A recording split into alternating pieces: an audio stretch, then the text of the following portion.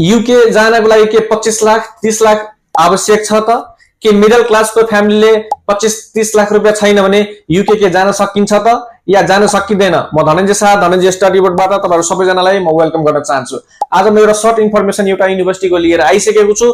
त्यो युनिभर्सिटीमा यदि तपाई एप्लाई गर्न चाहनुहुन्छ भने तपाईको जीपीए जम्मा 2.5 या इंग्लिशमा बी र बी प्लस छ भने तपाईले विदाउट आईएलटीएस विदाउट इन्टरभ्यु अब ब्याचलरमा पनि तपाईले एप्लाई गर्न सक्नुहुन्छ। र त्यो युनिभर्सिटीको लोकेसनको कुरा गर्दाखेरि लन्डनमा पनि छ र म्यानचेस्टरमा पनि छ।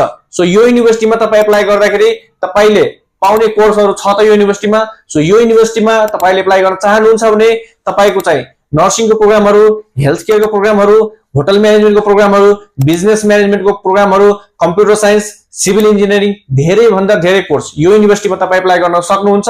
सो यो युनिभर्सिटीको ट्युसन फी को कुरा गर्दाखेरि मच मोर एफोर्डेबल छ, 13,500 छ। त्यस्तै गरेर 5,500 पेमेन्ट गरेर यो युनिभर्सिटीमा तपाई एप्लाई गर्न सक्नुहुन्छ र बाँकीको रिमेनिङ ट्युसन फी तपाईले चाहिँ इन्स्टलमेन्टमा गएर पेमेन्ट गर्न सक्नुहुन्छ।